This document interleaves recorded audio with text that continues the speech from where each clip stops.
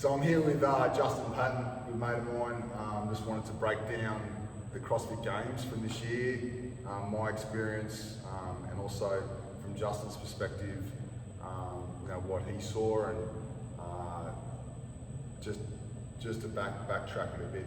Just when I did qualify for the games, the first person I thought of having in my corner was Justo.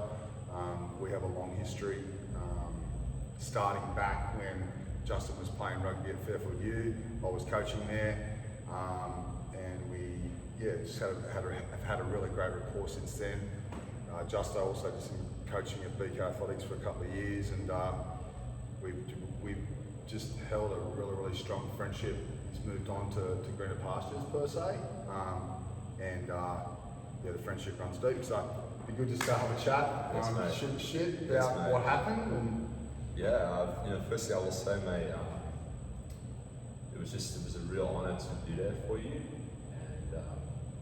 and truly probably a highlight in the competition sense that I've seen in many years.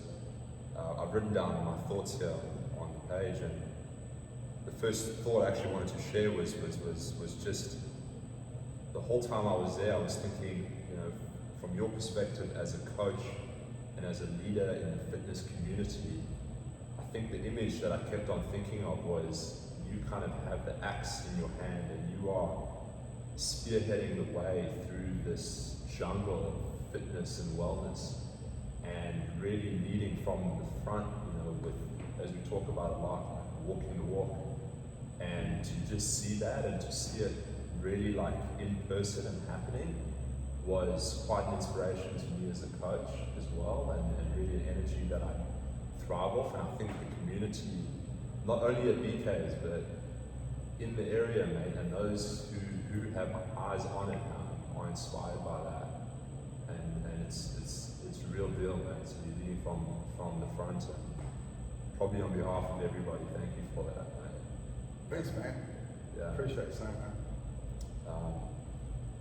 So we had the 6 events, and basically from my side, mate, I was just thinking, when I was looking at the events, I had 2 different ways of looking at it. The one, I just wanted to look at an output.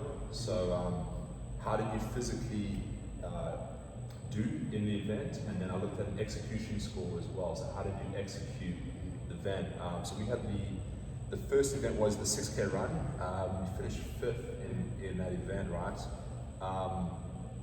Do you have any initial thoughts on the event, or would you like me to give some thoughts first, mate? Far away. Yeah. You got the floor, bro. Yeah, so I thought the effort was maximized, so the output was maximized. I don't think you could have dug any deeper. Remember, there was a group of 4 guys that went off the front. Yeah. I think that group of 4 was too fast. I don't think on the day you would have been able to hang with those guys. And so what it came down to was it was 2 of you left, and you guys jockeyed all the way until the last 200 meters, and then at that point it was a race for fifth or sixth. Yeah. And you took the 5th place. So I thought the execution was maximized, given that the lead group was too fast, and there was a foot race. There was a 1-on-1 for 5th. So the first event, I think that was maximized, both on execution and a output score. Yeah. Yeah. The run was good. It was something that's in my wheelhouse, and I was looking forward to. There was a big delay, as you know, but we had a 2-hour rain delay or a 1.5-hour rain delay for lightning. So we actually went to the field. We went to the corrals. We were just about to go on the field of play, and they said, "Boys, back in." Like 2 minutes ready to go, and they threw us back into the waiting area. So we had to sit back and wait for 15 minutes, warm back up again, go back out to the starting line. They pulled us back again, and then they brought us to the field. They told us they weren't going to line us up again. They were going to just get us straight on the field. We were happy for that because it was quite hot, cooling down after the storm. And then they went on the field. So it was the run was an experience for sure. Definitely, I let out and did get a cramp, which I haven't had in a long while. And there was a lot of thoughts on that.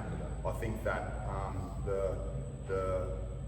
the cramp could have been because I have beet juice before a workout with beta-alanine and creatine, and there was a long time that I'd finished that. I hadn't eaten that morning either because of the intensity of the work to come. So there was a big delay of like empty gut, and I went out really hard at the start.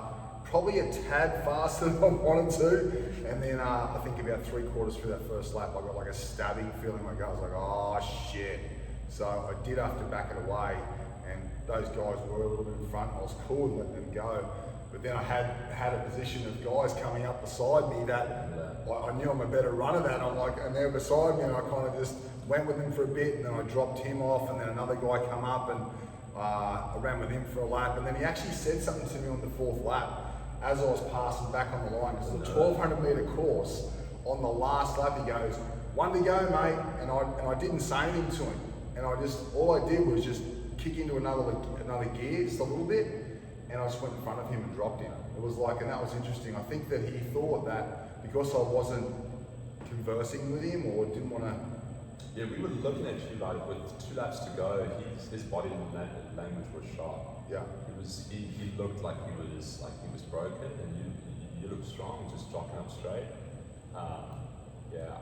In my head, I knew that if it came down to a 1-on-1, that you were going to take the 5th. There's no question about that.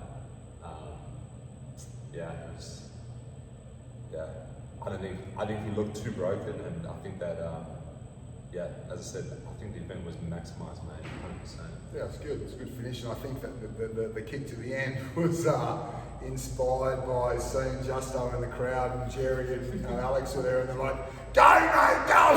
Boom, like a rabbit went, and he just didn't go. And when I spoke to him after the event, he actually said, "Yeah, nah, I didn't want to." It was almost like a risk reward, right? He didn't feel the reward wasn't worth the risk of pushing. Like he was already like at his max, right? So yeah, that was just a good reflection or a good thought. On that note, mate. So the dig and deep part that takes us into event 2, which was the 5 rounds per time, the deadlift and the rope climb. The deadlift was at 315, right? Yeah. I finished 13th in that. Just a real quick summary was I thought the output was sub-maximal, given that we had a conversation that there was minimal recovery from the run. That can open up a conversation on the nutrition and execution part. I actually thought was overall satisfactory, given that the history of rope climbs being challenging, and the pacing I thought on the execution side was spot on. Going back watching the video, the rounds were pretty evenly timed. The pace between the rope climb and the barbell was pretty much spot on. Remember, you had to roll the bar further every time. So there was a conversation we had where you felt the recovery wasn't quite there from the run. So what are your thoughts on that, mate?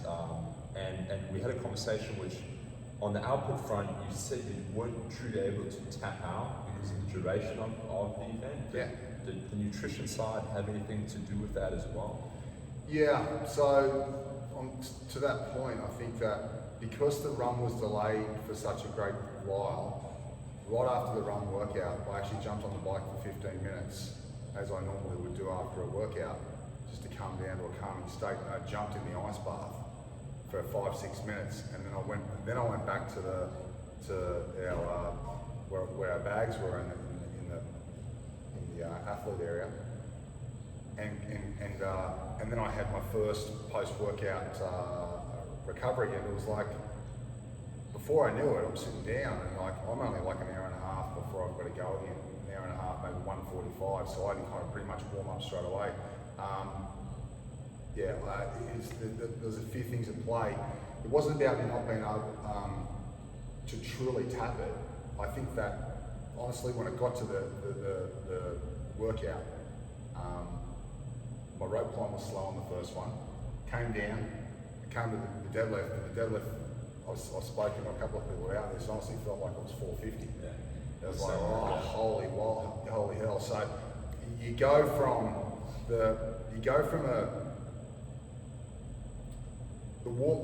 you get corralled at the CrossFit Games. It's a lot different to any other event. You're corralled here 40 minutes before the event. They put the chip timer on your ankle. You then get walked through the second staging area. Actually, you can warm up on your own before that, but you get corralled. You stand around for 10 minutes. They walk you through to the next stadium or the staging area where there's another gym, and then you can jump in and do a little bit more warm up. But then they stand you in line again after a little bit of warm up again for another 10-15, then they walk you out to the field, and they stand you there for another 5 minutes, and they walk you on.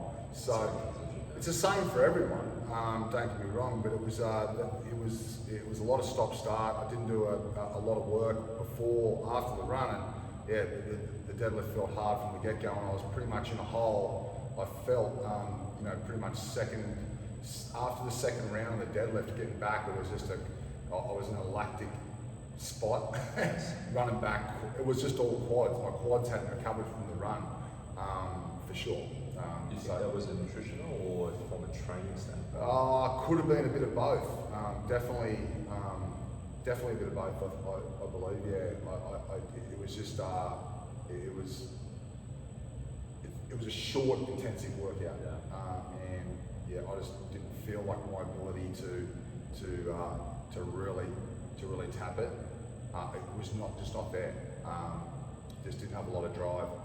Pushed through it though, and I was happy overall. A couple of little tweaks though. There's always what happened was you had to share a lane with someone else, yes. And the guy that was in my lane next to me was Brent Meyer, and he rolled his barbell forward. And there's only a certain amount of space. And what happened was he rolled his barbell a little bit into my lane. So I rolled mine forward, and I turned to turn around. The judge goes, no, put your barbell in the lane. So I had to go and do the pull back around and push it in, which is a couple of seconds. But that just tends to derail a little flows. There was a double, and that happened twice with my lovely lady. Judge she was from Europe. She was great and all, but she pulled me up a couple of times. Mate, on that, just the last thought on the deadlift side was, would you consider, and this is a question which we haven't spoken about, this came in the reflection, was why was there not a belt worn? Just curious. And then also, a lot of the guys, a few of them were wearing the adjustable belt. So you've got the leather belt which straps in with one shot, very difficult to move, and a lot of the guys have those Velcro belts where you can just go like strap on, hit it, and then just strap off and go back to the rope climb, breathing. So is that a consideration for future deadlift events? 120%. Thanks for asking. And it was something that was in my thoughts before the games, and it was just something that I didn't take care of in regard to getting a belt like that. Like a Velcro strap. A Velcro belt that you can actually just do it and kick and go, because we spoke about it before the event, and the leather one was just way too heavy and bulky. It's a thick leather belt. So I actually used it in 2016 games in the deadlift workout. The leather one? Yeah, but that was a chipper workout where it was just 10 at 365, and then go up the field, then come back and finish 10. Ironically, I didn't use the belt at the back end, 10 only on the front end at the last effort of the games. But that, I was the only fella on the field without a belt. So, I just didn't want to. I thought, okay, and I didn't feel any back issues at all, any sort of midline issue. It just looked good. Yeah. It was more legs. It was just like, I've got nothing in their legs here, no drive. But definitely a belt would have assisted 100%, and I'll be purchasing one of those now.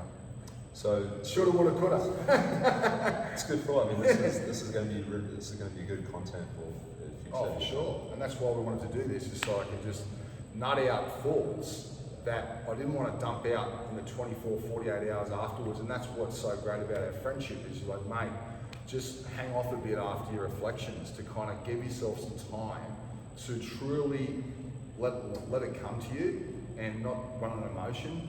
And I truly thank you for that, because I had the time, fucking Rolodex of just like emotional thoughts after We'll come to that. Yeah. After the final event. Yeah. Mate,